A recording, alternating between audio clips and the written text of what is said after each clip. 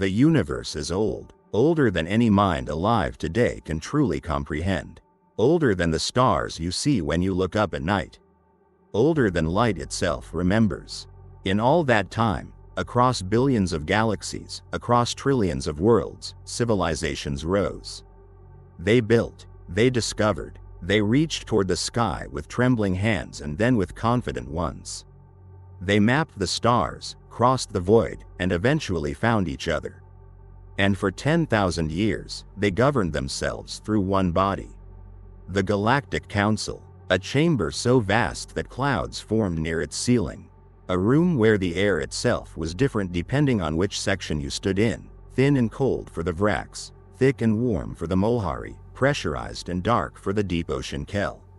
A place engineered to hold hundreds of species simultaneously, each breathing their own atmosphere, each seeing through their own kind of eyes, each carrying the weight of civilizations that had survived ice ages, wars, plagues, and the cold mathematics of entropy. 10,000 years of collective wisdom sat in that room on any given day. And on this particular day, they were about to meet something that made all of it feel very small. The doors at the far end of the chamber swung open, and in walked Commander Sam. Alone, no escort, no diplomatic envoy, no ceremonial guard or translated introduction. Just one human being, hands in his pockets, boots echoing across a floor built for creatures 3 times his size. Walking like a man who had been here 1,000 times before.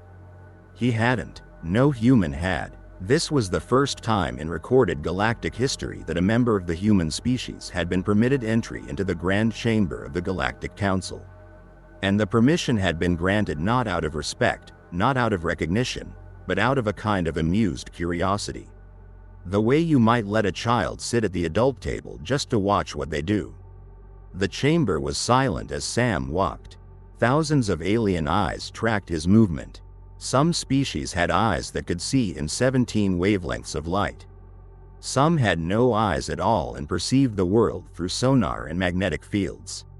But every single one of them was paying attention, because something about this human felt different, not threatening, not impressive, exactly, something harder to name. The way he held himself, the way his eyes moved, slowly, deliberately, missing nothing. The way he seemed completely unbothered by the fact that he was the smallest, youngest, least experienced being in a room full of civilizations that had been sailing the stars before his planet had evolved complex life. He didn't look like someone asking for permission. He looked like someone arriving for a meeting he had called. High Chancellor Draxon of the Vrax Empire sat on his throne at the head of the chamber. The throne itself was a monument, carved from the core of a collapsed star. Ancient beyond memory, designed to communicate one thing above all else, power that predates your existence and will outlast it. Draxon had sat on that throne for 400 years. He had watched empires collapse from it. He had ended wars from it. He had looked down at species that called themselves great and found them wanting. He looked down at Sam now, and felt, for reasons he couldn't immediately explain, slightly uneasy. He covered it perfectly. Humanity, Draxon announced to the chamber. His voice amplified and translated into 1,000 languages simultaneously, requests full membership among the galactic civilizations. He said it with exactly the right amount of condescension. Light, almost warm. The way you humor someone before explaining why the answer is no. Laughter rippled through the chamber. Not cruel, exactly. Just the natural response of 10,000 years of collective experience encountering a species that had been in space for less than 2 centuries and was already asking to sit at the main table. Sam didn't flinch. He didn't look embarrassed. He didn't look defensive. He didn't do any of the things that young species typically did when they were laughed at by their elders in the galactic community. The flushing, the stammering, the over-explaining. He just smiled, slow, patient. The smile of someone who has already heard the punchline and is waiting for everyone else to catch up. Draxon leaned forward. When he spoke again, his voice was still measured, still reasonable, the voice of a teacher with a very obvious lesson to deliver. You have been a spacefaring species for less than 2 centuries. In galactic terms, you are infants. Your species spent the overwhelming majority of its history engaged in conflict with itself. You have destroyed ecosystems, poisoned atmospheres, triggered mass extinction events on your own planet. You nearly ended your civilization not once, but twice through weapons of your own creation. He paused, letting each word settle.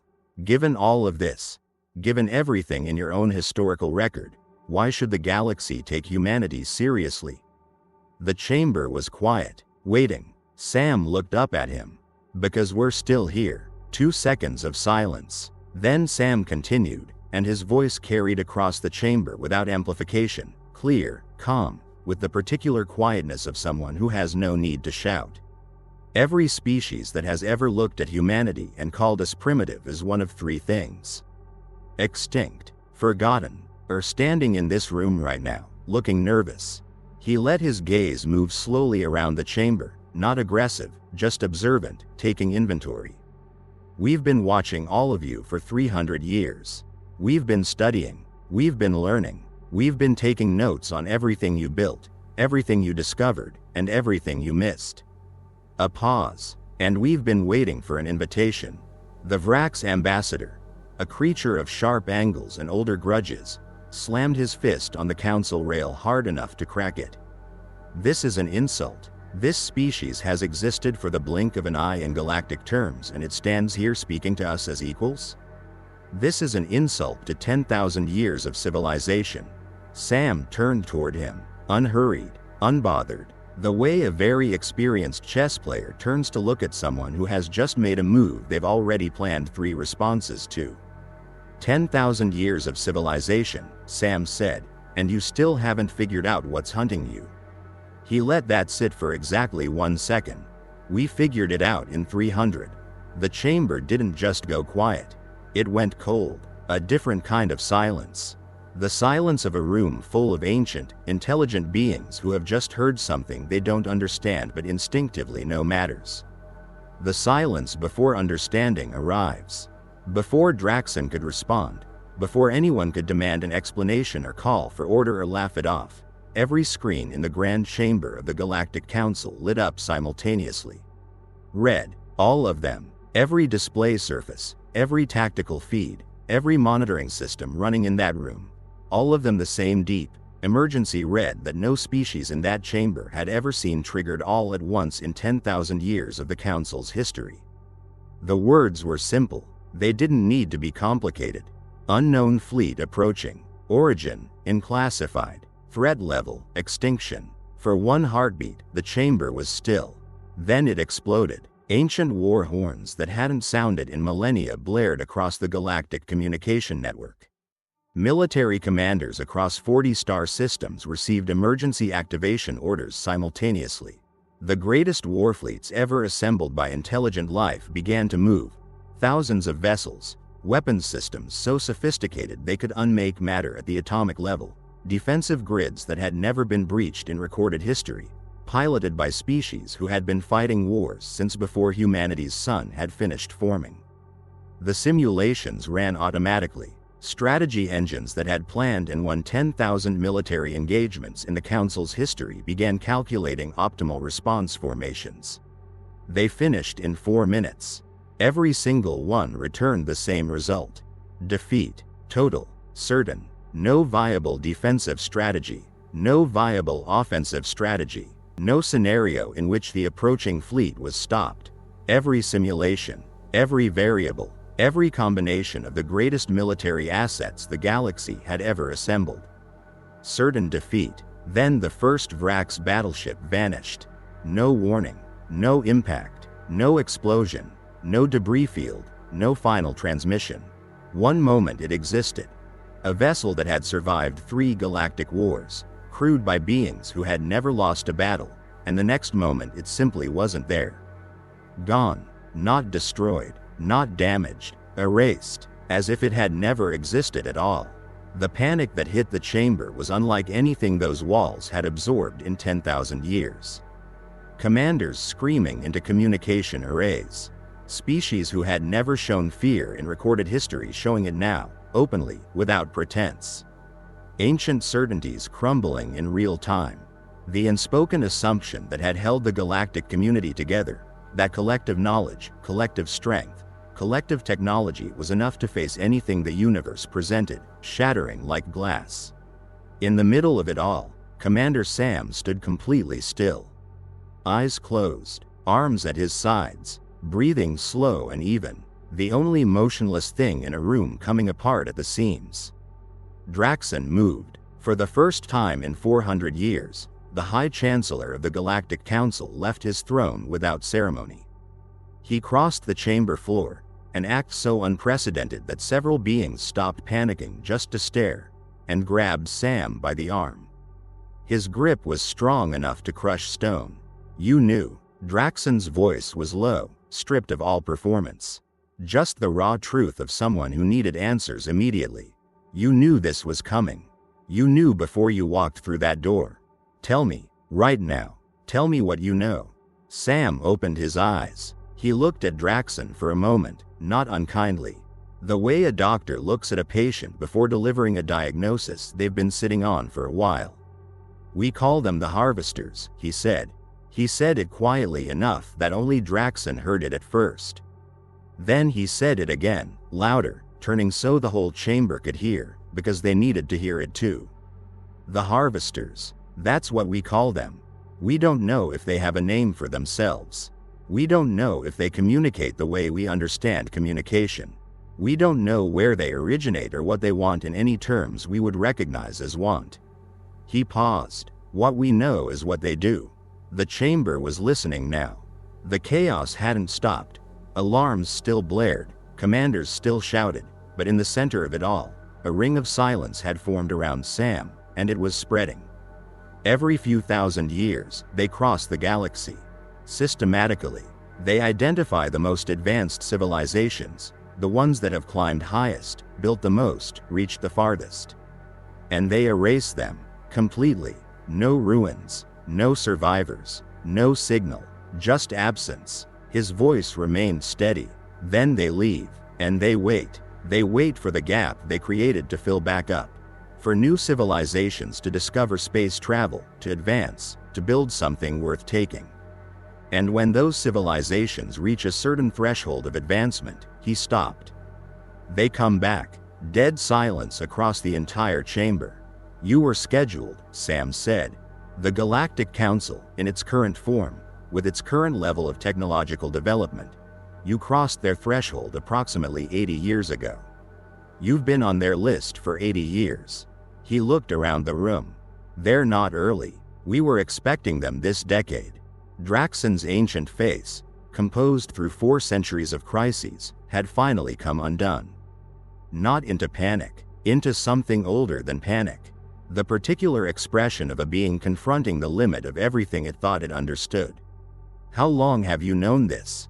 he asked. 312 years, Sam said.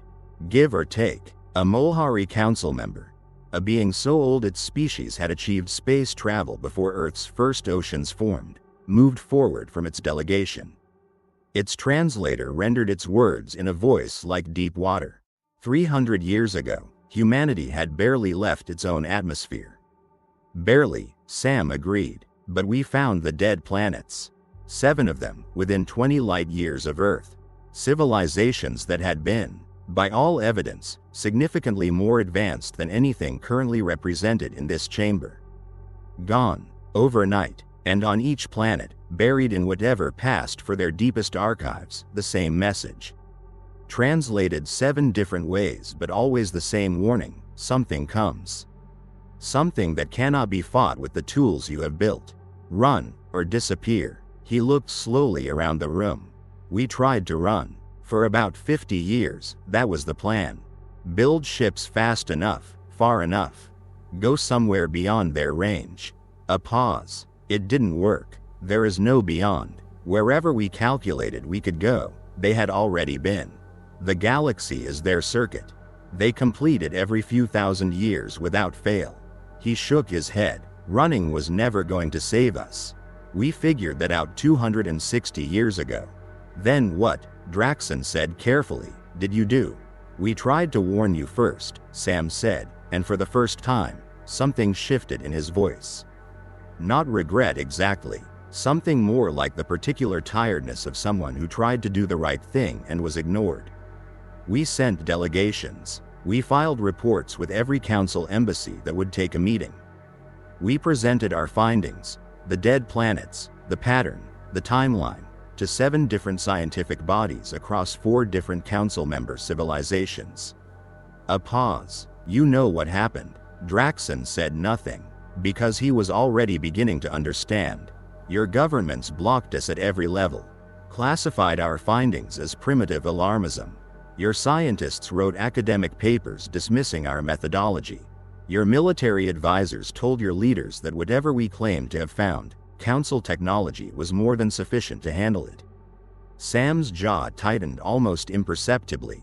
3 of your member civilizations formally requested that Earth be placed under communication restrictions for spreading what they called destabilizing misinformation. He let that sit. So we stopped talking, he said. And we started preparing. Preparing what, exactly? Sam reached into his jacket. He removed a device no larger than his fist, matte gray, no visible controls, no markings. He placed it on the council floor in front of him and stepped back. It activated. What emerged wasn't a hologram. It wasn't a projection in any technology the council had in its archives. It was something more fundamental, a rendering of space itself, constructed from a coordinate system that no galactic civilization had ever mapped. It bloomed outward from the device like a flower opening in fast forward, filling the center of the chamber with a map of the universe so detailed, so vast, so precisely assembled that several beings in the room made sounds their translators couldn't process.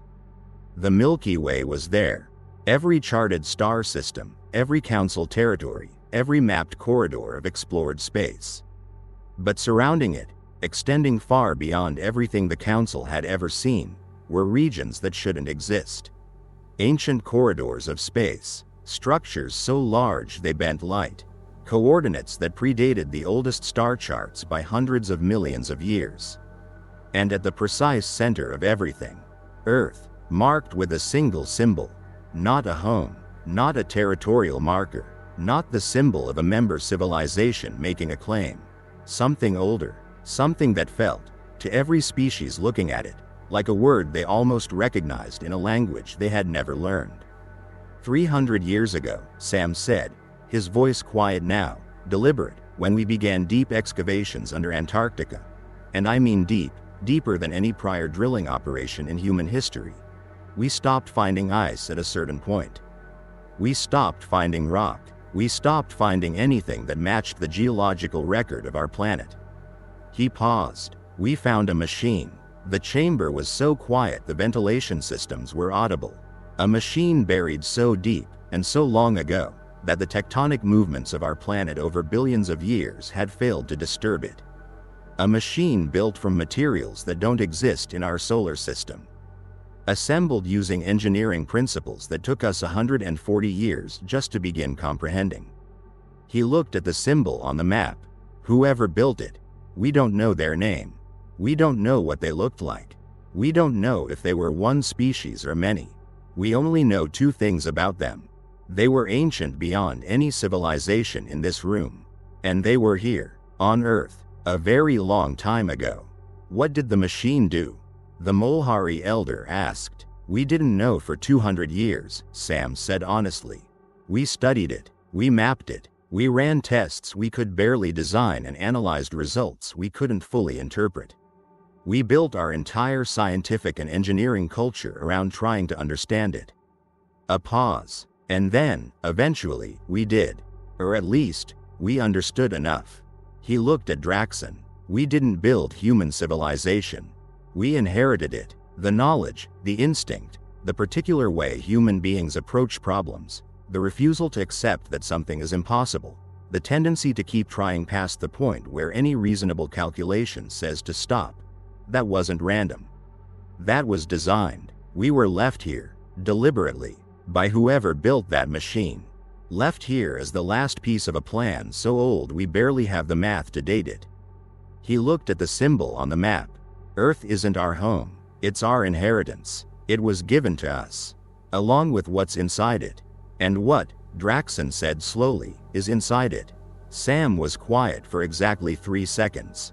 A weapon, he said. The last one. Built by the people who fought the Harvesters before. The first time, tens of millions of years ago.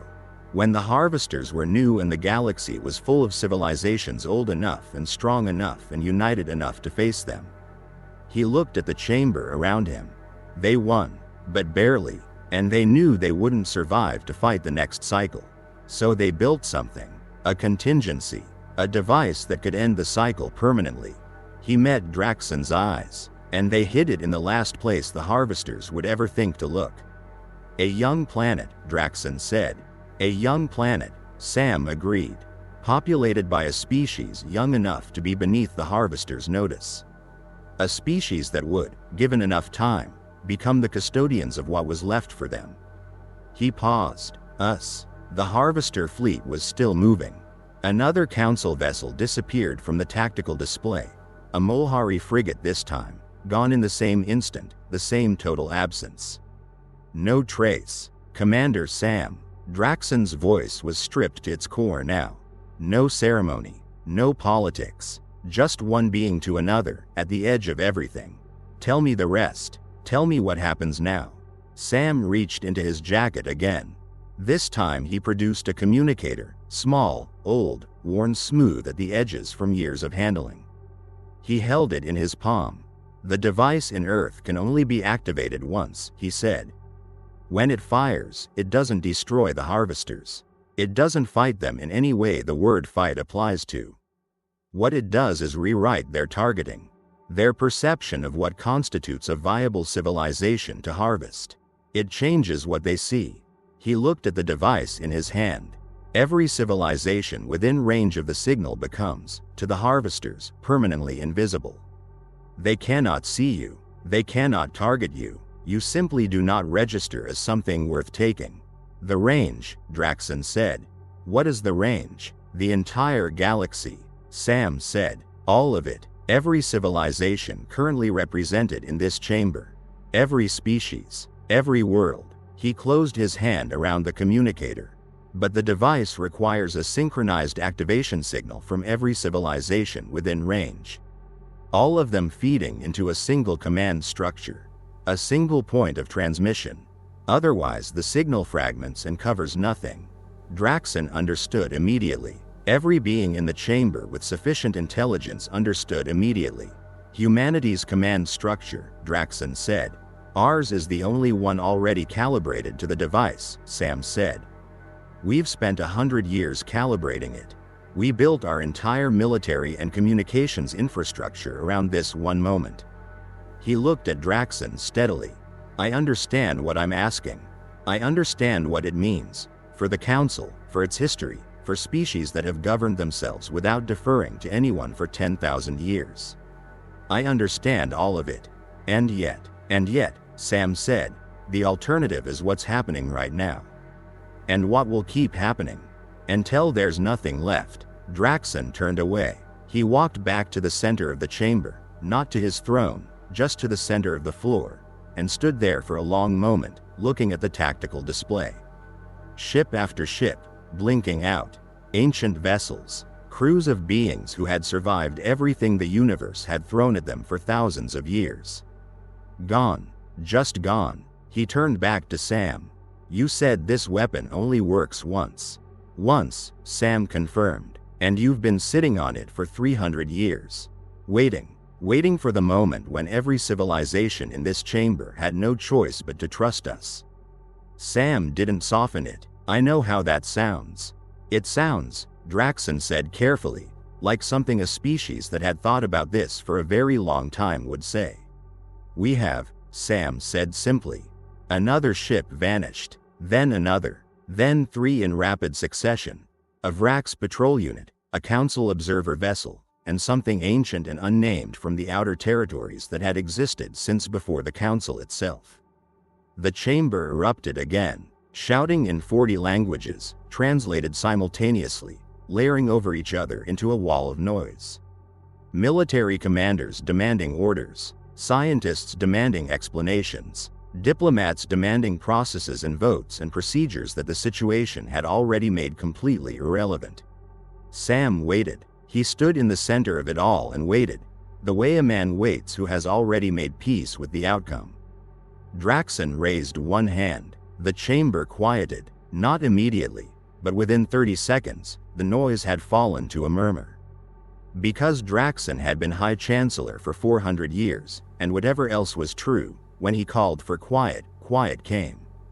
"We will vote," Draxon said, "as the Council has voted on every matter of consequence in 10,000 years of history." He looked across the chamber. "All those in favor of granting humanity provisional command authority over the Galactic Security Network for the purpose of activating Earth's defense mechanism, vote now."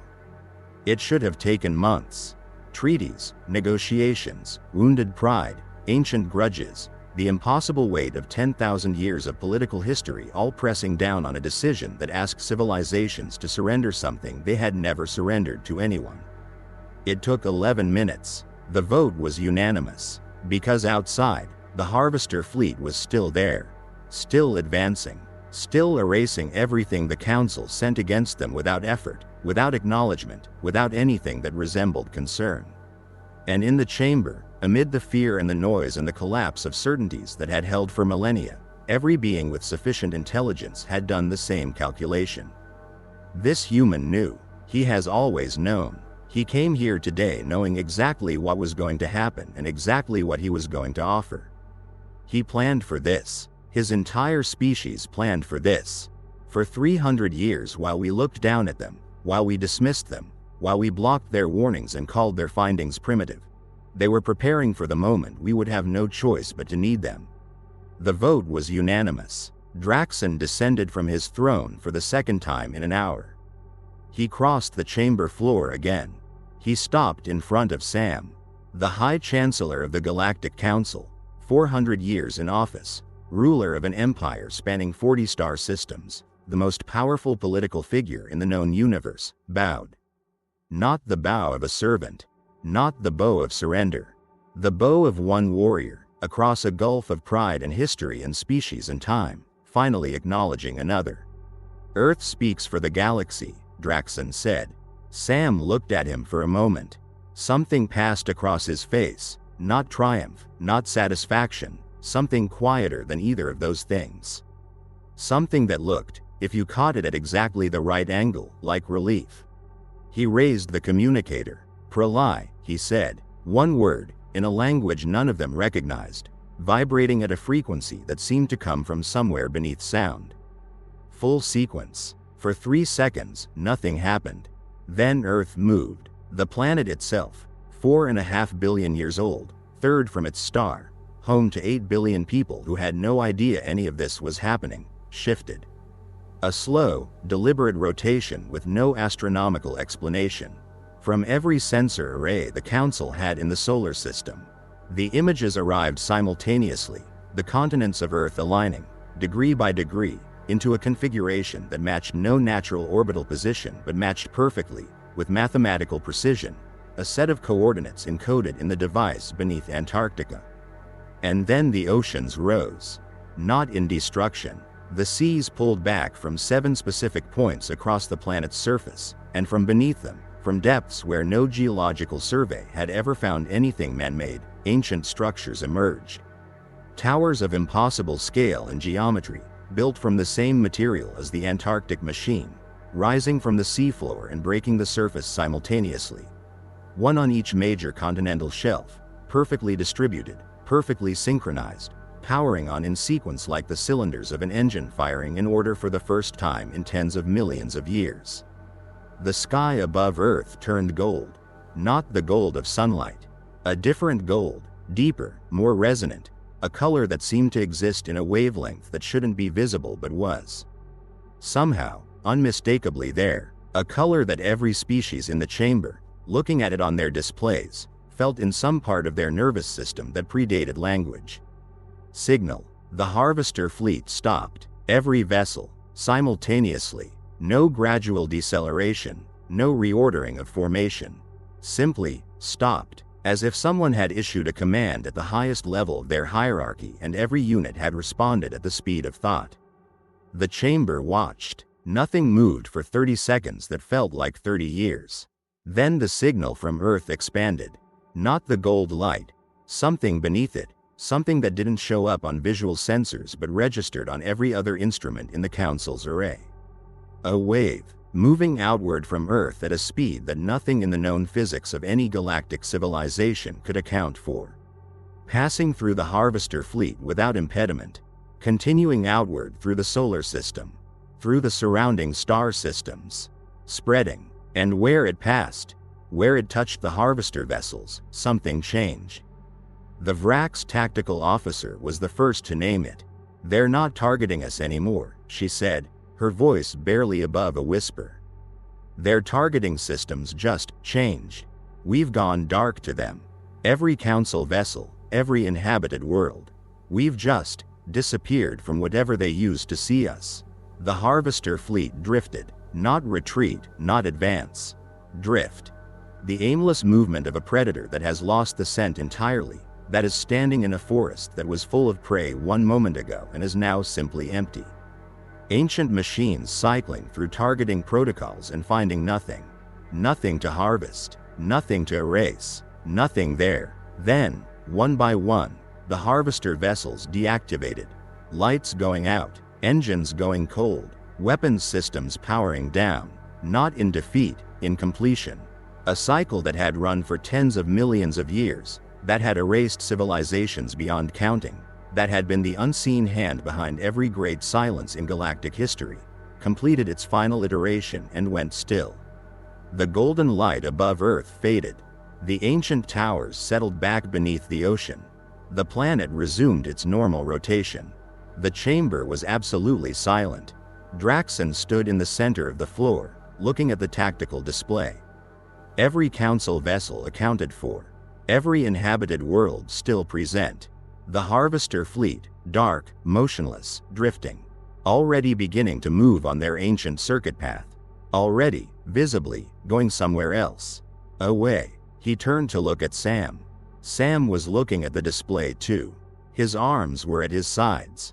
His expression was the expression of a man who has carried something very heavy for a very long time and has just, for the first time, set it down. After a long time, Draxon spoke.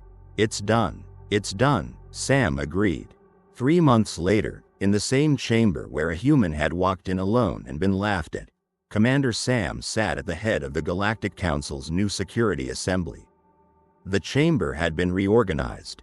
The tiered seating that had, for 10,000 years, arranged species in hierarchies of seniority and power, had been replaced with a circular configuration. Everyone at the same level, everyone facing the center. There was no throne. To Sam's left sat Draxon of the Vrax Empire. Unchanged in appearance. 4 centuries of life made a face hard to alter, but something in his bearing was different. He sat at the table the way a man sits when he is not performing authority but simply exercising it. The difference was subtle. It was everything. To Sam's right sat the Molhari Elder. And beyond her, the representatives of 47 civilizations. Species that had reached the stars before Earth's sun had ignited. Species that had mapped the galaxy while humanity's ancestors were learning to use fire. Species that had considered humanity, in the politest possible terms, irrelevant. They were here, at the same table, because the math was simple. The galaxy was safe. The Harvesters were gone, truly gone, cycling away through their ancient circuit toward regions so distant and so empty that the signal from Earth would never need to reach them again. Every inhabited world, every civilization, every species that had spent 10,000 years building something worth keeping, still here. Still standing, still capable of the next 10,000 years. Because of the humans, because of the species that had been laughed at when it walked through the door. A young Vrax diplomat in the observer's gallery leaned toward a colleague. She was new enough to her posting that she still occasionally said things that more experienced diplomats had learned to keep private. "I still don't understand it," she whispered. "Hundreds of civilizations in this chamber. Species that have existed for millions of years.